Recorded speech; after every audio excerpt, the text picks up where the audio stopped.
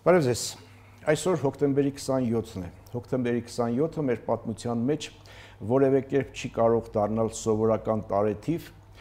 այն մեր ազգային հիշողության խորը վերքն է, որը սրանից 26 տարի առաջ խորհրդարանում հնչած կրակոցներով փոխեց Հայաստանի պատմության ընթացքը։ Դատապարտվածների իհարկե կան, սակայն այսօր էլ հնչում է հարցը, թե ով էր շահում այդ իրավիճակից, ով էր շահում այն Հայաստանի պարտությունից, որը նոր-նոր փորձում էր, նոր-նոր ձգտում էր դառնալ ինքնուրույն եւ անկախ պետություն։ Նույն թվականի նույն օրը 1999 թվականի հոկտեմբերի 7-ին Մայրաթոր Սուրբ Էջմիածնում ընտրություն էր, հայոց եկեղեցին ընտրում էր Մայրաթոր Սուրբ Էջմիածնում հայոց 132-րդ կաթողիկոսին։ Պատմությունը կարծես զուգահեռներ էր գծում պետականության եւ հավատքի փորձությունների եւ սահմանների մասին։ Եկեղեցու շուրջ վերջին զարգացումները վկայում են այն մասին, որ իշխանության եւ եկեղեցու ներկայացուցիչների միջև առճակատումը գնալով ավելի խորանում է, Հովանավանքում մատուցվեց պատարակ, որը արտոնված չէր եկեղեցու կողմից, Մայրաթոր Սուրբ Էջմիածնի կողմից, բայց որին մասնակցում էր Հանրապետության վարչապետ Նիկոլ Փաշինյանը։ Ինչ է կատարվում, եկեղեցին իշխանությունները մեղադրում են, եկեղեցին ընդդիմությունը մեղադրում են իշխանություններին ազգային ինստիտուտի դեմ հարձակումների մեջ, իսկ իշխանության համար սա պայքար է եկեղեցին հեռու պահելու քաղաքականությունից, խափանելու նրա դիրքավորումը քաղաքականության մեջ եւ վերադարձնելու հոգեվոր կյանքին, մաքրելու եկեղեցին։ Այսօրվա ազատ զրույցը մի զրույց է անցյալի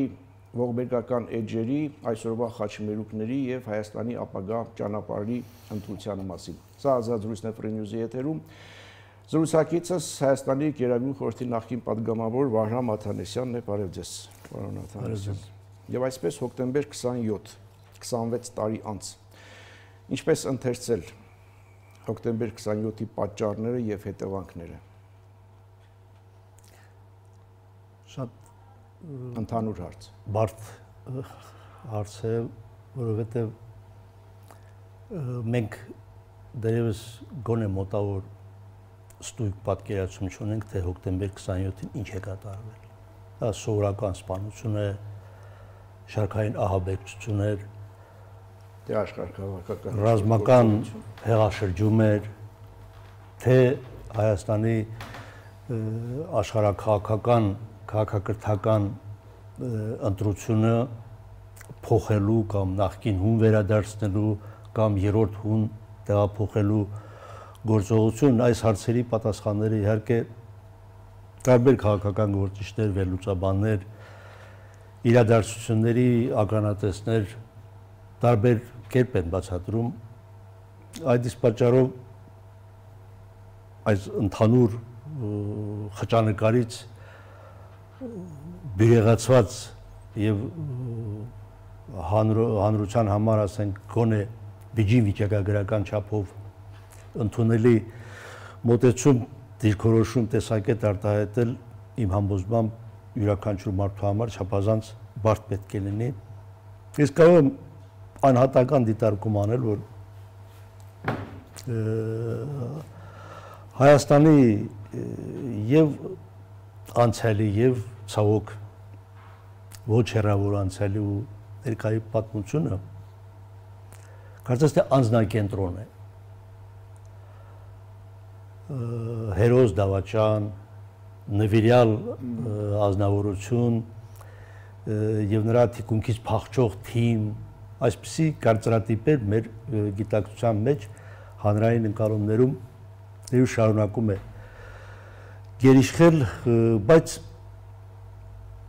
դրա վտանգավորությունը ես տեսնում եմ նրանում, որ արտաքին ուժերը կարծես թե աշխատում են։ Այսինքն նրանք մեզնից մեզ ավելի լավ գիտեն, ցավոտ կետերը կարողանում են ընտրել եւ ասենք որևէ գործչի հրաժարականի կամ սպանության կամ արգելափակման բանտարկության միջոցով Հայաստանում ստեղծվում է ապոկալիպտիկ ենթադրությունների մի մթնոլորտ, որը ոչ մի քայլ առաջ շարժվելու հնարավորություն չի տալիս։ Հոկտեմբերի 27-ի մասին իմ պատկերացումների վրա տարիներ անց իհարկե ես տարիներ հետո եմ դա կարդացել, խոր կրիք է թողել Հրանտ Մաթեոսյանի մի դիտարկումը, որ հոկտեմբեր 27-ի էջը հոկտեմբեր 28-ին պետք է փակված լիներ եւ Հայաստանի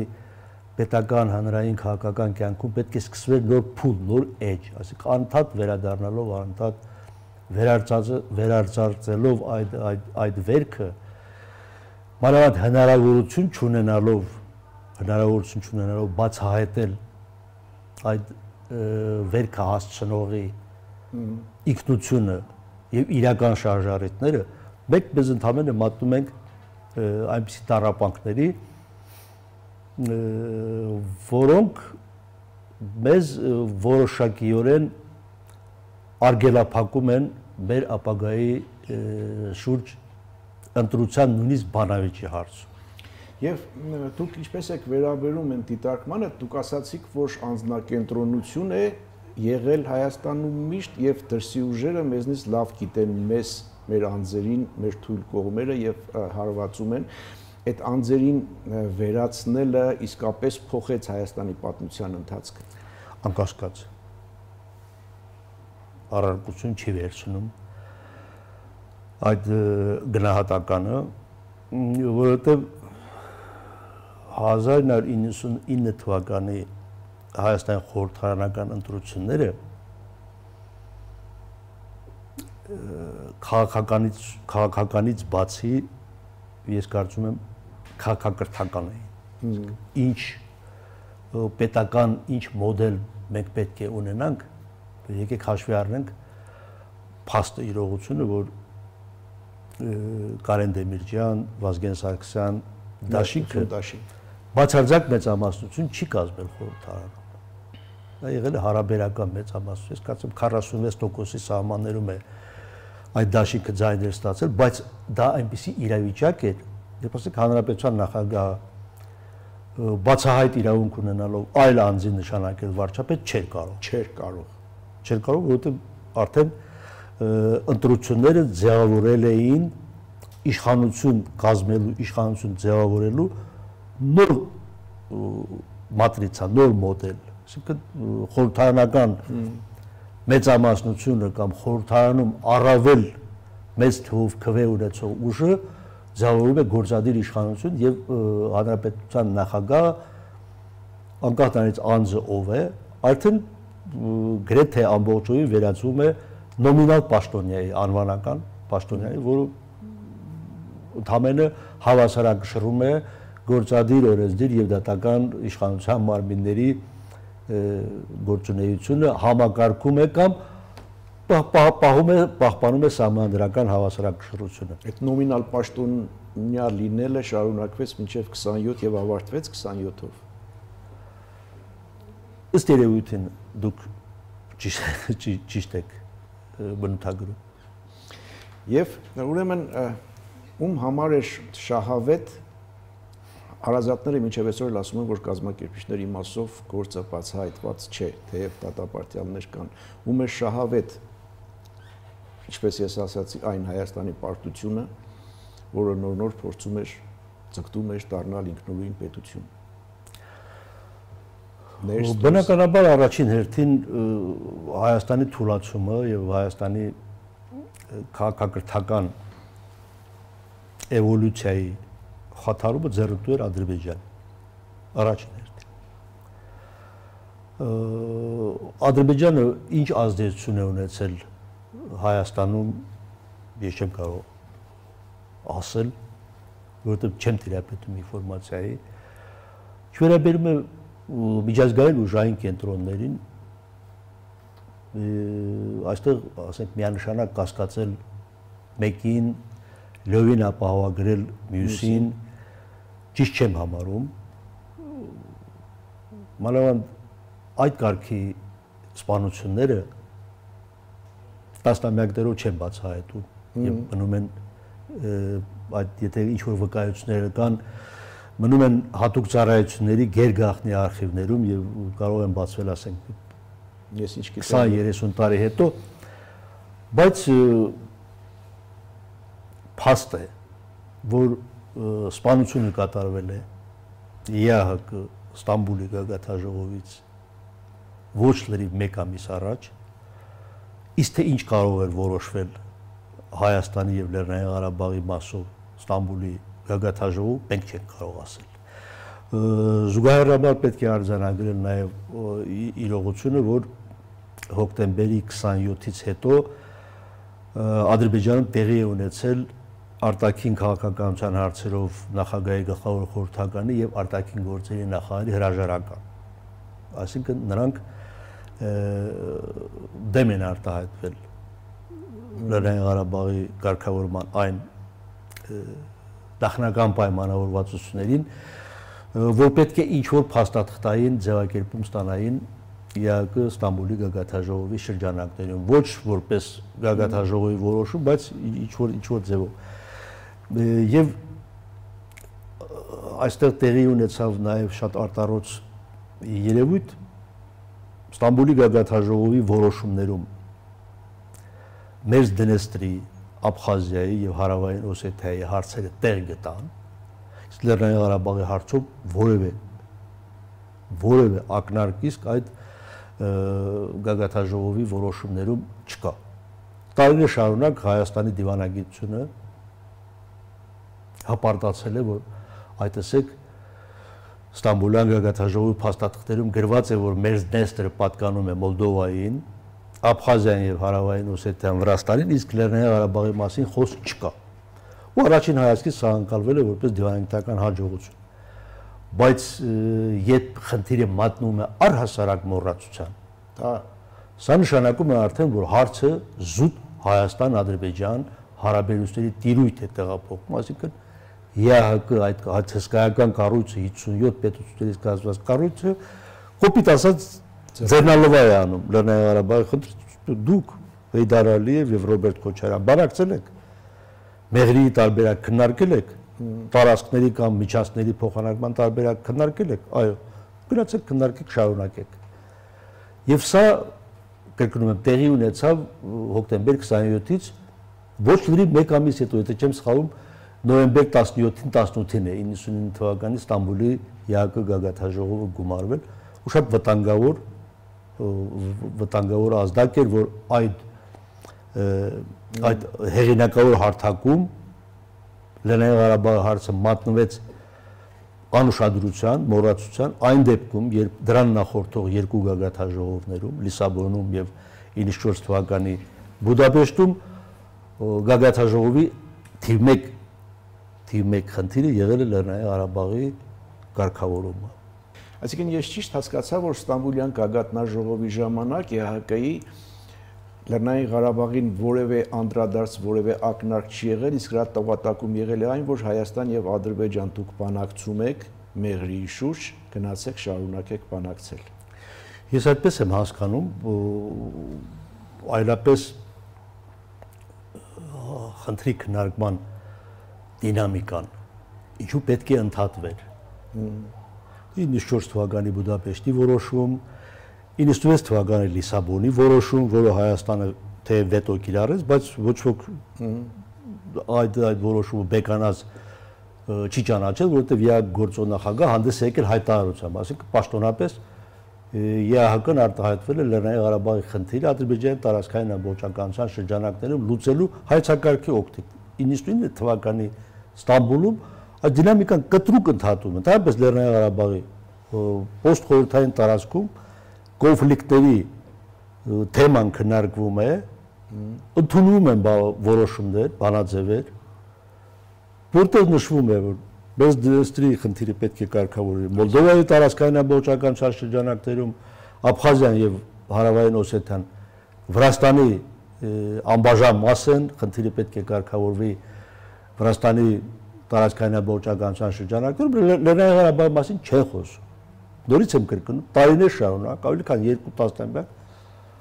Հայաստանի իշխանությունները դա ներկայացրել են որպես դիվանագիտական հաղթանակ։ տեսեք Լեռնային Ղարաբաղի կարգավիճակը Ստամբուլի գագաթաժողով չի կանխորոշում։ Այո, չի կանխորոշում, բայց խնդիրը դուրս է մնում։ Արդեն միջազգային վերահսկողությունից դուրս է մնում։ Տեղափոխում է հայ-ադրբեջանական բանակցությունների տիրույթ։ Գնացեք, բանակցեք։ Որտեղ բանակցությունները մենք արդեն նշեցինք ինչի մասին էին եւ նաեւ թե ովքեր էին դեմ այդ տարբերակին։ Եվ նաեւ այն, որ 2 տարի, մոտ 2 տարի քննարկումներից հետո 2001 թվականի ապրիլին Քիևստում Հեյդար Ալիևը մերժել է ստորագրել այն փաստաթուղթը, որը ինքն է ըստ էության նախաձեռնել։ Գաղափարի հեղինակ ինքն է եւ սա ես չեմ ասում, սա ասում է նախկին արտաքին գործերի նախարար Վարդան Օսկանյանը պատմում է, որ այդտեղ տարաձայնություններ կան, թե դրա նախաձեռնությունը ում կողմից է եկել, իրենց կողմից, Ռուսաստանի։ Ես հղում եմ անում նախկին արտգործնախարար Վարդան Օսկանյանին։ Նա պատմում է, որ ինչ որ հերթական Ալիև Քոչարյան, Հեյդար Ալիև, Ռոբերտ Քոչարյան հանդիպումից Քոչարյանը դուրս է եկել եւ ներկայացրել է, որ Հեյդար Ալիևը ահա այսպիսի առաջարկություն է անում։ Վարդան Օսկանյանն ասում է, մենք եկանք այն եզրակացության, որ մեզ համար կարևոր չէ, թե Ալիևը մեզնից ինչ է ուզում։ Մեզ համար կարևոր է այն, թե նա մեզ ինչ է պատրաստ տալ։ Եվ համաձայնեցին, ընդունեցին գաղափարը, ընդունեցին որպես հիմք։ Սա հրապարակ դրվածքը հարցեր չի առաջացնում։ Հիմա ես չեմ ուզում խորանալ գնահատել ինչու այսպես էր, այնպես է։ Ես ասում եմ, որ Ալիևը 1999 թվականի տարեսկզբին նախաձեռնել է այդ քննարկումները 2001 թվականի ապրիլին հրաժարվել։ Լավ, այդտեղ իհարկե տարբեր տեսանկյուններ կան, բայց անցնենք առաջ։ Սրանից 26 տարի առաջ նույն օրը հոկտեմբերի 27-ին Մայրաթոր Սուրբ Էջմիածնում կաթողիկոսի ընտրություններ։ Ինչ որ այս պատահական համընկնումների մեջ ինչ որ խորհրդանշական բան կա։ Փոքր դադարից հետո շարունակենք, կվերադառնանք վայրկյաններ անց։ Հիշեցնեմ, սա Ազատ զրույցն է Free News-ի եթերում, ես զրուցում եմ Գերագույն խորհրդի նախկին պատգամավոր Վահրամ Աթանեսյանի հետ, մենք հոկտեմբերի 27-ից անցանք հոկտեմբերի 27 նորից արդեն Մայրաթոր Սուրբ Էջմիածնում ինչ որ խորհրդանշական բան կար, այդ պատահական։ Ես չեմ կարծում, թե համընկնում է դա, ասենք, ինչ որ կաթողիկոսի ընտրությունը կապ ունի խորհրդարանի ահաբեկչության հետ, բայց անձամբ ինձ թվում է, որ ազգային եկեղեցական ժողովը նույն պահին պետք է կաթողիկոսի ընտրություն չեղյալ հայտարարել։ Ըստ շրջանառվող տեղեկությունների այնտեղ ստացվել է տեղեկություն այն մասին, թե ինչ է կատարվում, բայց չի բարձրաձայնվել, չգիտեմ սա ինչքանով է ճիշտ ստացված տեղեկություն չի, մինչև ընտրությունը արդեն կայացել, վերջացել է։ Ամեն դեպքում տեղեկություն ունեցել են, չեն ունեցել, բարդ է ասել, բայց խորհրդարանում վարչապետի եւ ազգային ժողովի նախագահի ու պատգամավորների եւ նախարար Լեոնարդ Պետրոսյանի գնդակահարությունից հետո ընտրյալ կաթողիկոսը կարող է չգնալ օծման եւ չստանձնել, որտեղ ինչ էլ որ լինի, այդ արյան հետքը այդ մարդու ընտրության վրա այնուամենայնիվ կա, անկախ այս վարկածն է ճիշտ, այն վարկածն է ճիշտ, ինքը մրցակիցներ ունեցել է, չի ունեցել, հիմա որոշ շրջանակներ ասում են Գարեգի երկրորդը Վազգեն Սարգսյանի թեկնածուն էր, նաև այսպիսի տեսակետ կա, բայց անկախ ամեն ինչից կրկնում եմ, երբ պետության մեջ երկրում տեղի ունենան նման ծավալի ահաբեկչություն, այնպիսի ողբերգություն, որ երկրի համար կարող է ճակատագրական լինել եւ ինչ որ առումով շատ որոշակի առումով ճակատագրական եղավ, ինձ թվում է, որ կաթողիկոսը կարող է չգնալ օծման, հետաձգել կաթողիկոսի ընտրությունը եւ ասենք քաղաքական իրավիճակի կամ աշխարհաքաղաքական իրավիճակի որոշակի կայունացման դեպքում ավելի հանգիստ պայմաններում կգնային ազգային եկեղեցական ժողովի եւ նոր կաթողիկոսի ընտրության։ Իսկ այսօրվա զարգացումների մասին եկեղեցու շուրջ, եկեղեցու եւ իշխանության ներկայացուցիչների առճակատման շուրջ ինչ դիտարկումներ ունեք։ Պատարագ Հովանավանքում, որ մատուցում է եկեղեցու կողմից կարգալույց հռչակված քահանան, որին մասնակցում է հանրապետության վարչապետը, սա ինչ ուղերձ է վարչապետի կողմից, հավատի, թե քաղաքական։ Վարչապետի կողմից հստակ ուղերձ է, որ ինքը հայ առաքելական եկեղեցու հետևորդ լինելով Մայրաթոր Սուրբ Էջմիածին չի այցելելու, քանի դեռ այնտեղ Գարեգին II կաթողիկոս է։ Սա արդեն ակնհայտ փաստ է, ակնհայտ ազդակ է, որ պետք է արձանագրվի, ինչ վերաբերում է եկեղեցու եւ իշխանության կամ կաթողիկոսի եւ վարչապետի բարձրաստիճան հոգեվորականության եւ իշխող քաղաքական ուժի միջև հակասություններին, ես ավելի վաղ ասել եմ եւ մնում եմ մի տեսակետին, որ հակասությունները քաղաքական են։ Հակասությունները կապված են Հայաստանի էության, պետական, ազգային, քաղաքակրթական ինքնության մասին, վարչապետի իշխող քաղաքական ուժի, Հայաստանի քաղաքացիների, մոտ 700,000 քաղաքացիների ընկալումների եւ Մայրաթոր Սուրբ Էջմիածնի կամ կաթողիկոսի եւ նրա մերձավոր շրջապատի բարձրաստիճան հոգեվորականների պատկերացումների հետ։ Նրանք տեսնում են մի Հայաստան, որը վարչապետը եւ իշխող քաղաքական ուժը համարում են, որ անցյալ է։ Անցյալ է եւ վերադարձը կամ ճիգը վերադառնալու այդ նախկին, այսպես ասենք, արժե համակարգին, թե այդ արժե համակարգը երբեք հստակ ձևակերպված չի եղել, վտանգելու է Հայաստանի ապագան։ Ես այս առումով կիսում եմ իշխող քաղաքական ուժի մտահոգությունները, քանի որ տեսեք, ռուսաց ուղղափառ եկեղեցու պատրիարքը օրս հայտարարել է, որ ինքը խիստ հիասթափված է համաշխարհային քրիստոնեական էկումենյան շարժումից։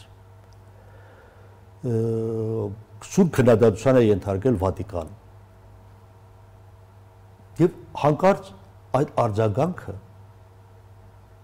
Կիրիլ պատրիարքի խոսքի այդ արձագանքը Հայաստանյան մամուլում շրջանառվում է որպես վարկած, որ Վատիկանը մտադիր է փոխել հայ առաքելական եկեղեցու ինքնությունը եւ մեզ դարձնել կաթոլիկ, հոռոմ։ Որտեղից որտեղ է այս տրանսլյացիան ապահովում, ինչպես է ապահովում, եւ դրան հետևում է Կիրիլի խորհրդականի հայտարարությունը, որ Հայաստանյան առաքելական եկեղեցու հետ հարաբերությունները վարչապետ Փաշինյանը գերազանցում է իր համազգական լիազորությունը։ Տեսնում եք։ Սա ինչ է նշանակում։ Սա նշանակում է արդյոք, որ հայ առաքելական եկեղեցին ռուս ուղղափառ եկեղեցու մասնաճյուղ է, ենթակա է։ Մանավանդ որ ռուս ուղղափառ եկեղեցին հայ առաքելական եկեղեցին չի ճանաչում։ Որպես ինքնուրույն ավտոկեֆալ քրիստոնեական կառույց չի ճանաչում եւ միշտ էլ ռուսաց եկեղեցու աչքում Հայաստանյան առաքելական եկեղեցին եղել է որպես աղա։ Իսկ այնքան որ մեզ տարբերելու համար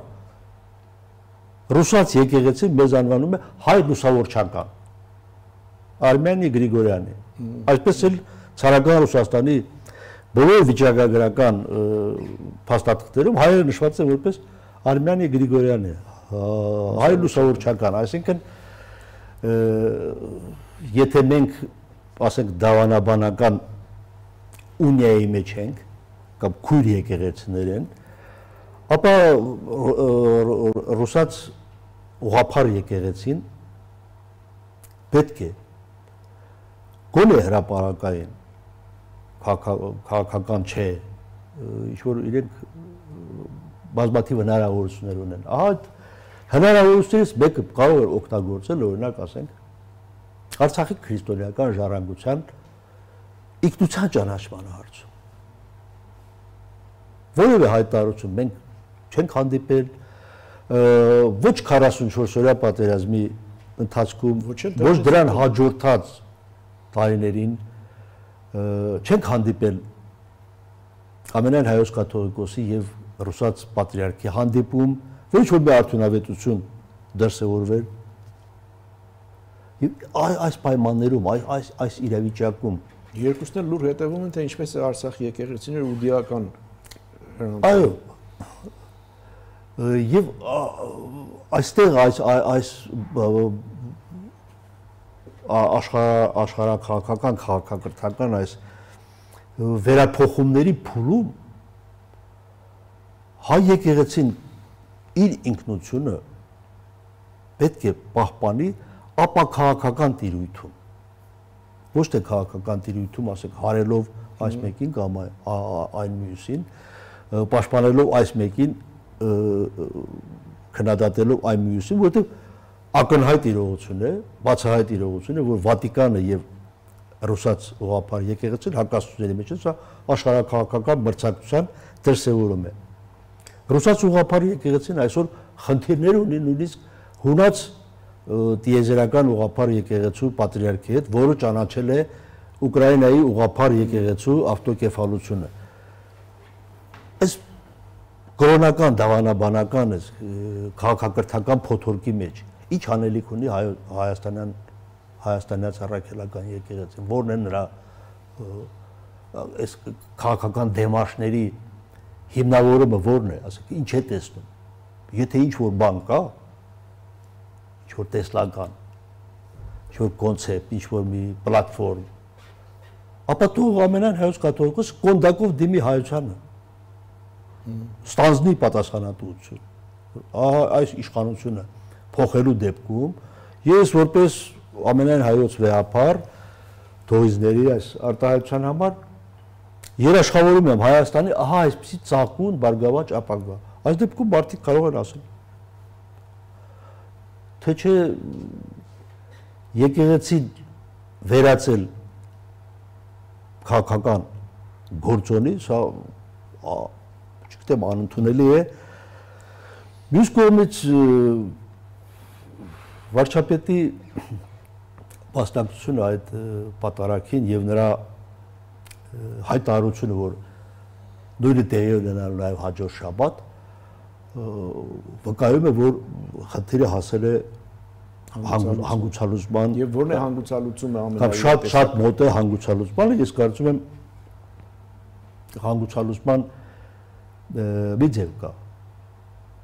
կաթողիկոսի հրաժարական։ Կաթողիկոսի հեռանալ վեհարանից թե քաղաքականությունից, թե երկուսն էլ։ Կաթողիկոսին չէ կարող արգելել արդեն աշխարհականի կարգավիճակում զբաղվելու քաղաքականությամբ։ Եթե վեհարանից հեռանում։ Եթե ինքը նախընտրի այդ ճանապարհը, կարող է զբաղվել կոնկրետ հստակ քաղաքականությամբ։ Եթե ոչ, ապա այս հակասությունը տևելու միտումներ է դրսևորում եւ դա կարող է վնասել Հայաստանի եւ ներքին կայունությանը եւ միջազգային վարկին, որովհետեւ ի վերջո կաթողիկոս վարչապետ հակասությունը Նիկոլ Փաշինյան եւ Կտրիչ Ներսիսյան անձանց միջև չէ, այդ անձանց հարաբերությունների խնդիր չէ, դա Հայաստանի պետության եւ հայոց հոգեվոր առաջնորդի միջև հակասությունների, տարաձայնությունների դրսևորում է, որը արդեն հասել է մի կետի, որ պետք է հանգուցալուծվի խաղաղ ճանապարհով։ Իսկ այդ խաղաղ ճանապարհը կամ վարչապետի հրաժարականն է, արտահերթ խորհրդարանական ընտրությունների անցկացմամբ կամ կաթողիկոսի լուսավորչի գայից հեռանալ, ես կարծում եմ խորհրդարանական ընտրություններից մի քանի ամիս առաջ արտահերթ ընտրություններ անցկացնելու քաղաքական հիմքեր եւ մոտիվացիա չկա։ Ուստի մնում է հուսալ, որ վեհապարը ինքը եւ իր մերձավոր շրջապատը ամենամեծ պատասխանատվությամբ կգնահատեն իրավիճակը եւ կայացնեն այնպիսի որոշում, որը չի վտանգի Հայաստանի ներքին կյանքը եւ արտաքին քաղաքական միջավայրը։ Շնորհակալ եմ զրույցի համար։ Անցյալը միշտ չէ որ մնում է անցյալում, այն հաճախ վերադառնում է նույն ամսաթվով, սակայն այլ ձևով ստիպելով մտածել անցյալի արյունոտ հետքերի, ներկայի խաչմերուկների եւ ապագայի ընտրության մասին։ Սա ազատ զրույցներ Free News-ի եթերում ես զրուցում էի Գերագույն խորհրդի նախկին պատգամավոր Վահրամ Աթանեսյանի հետ, կհանդիպենք։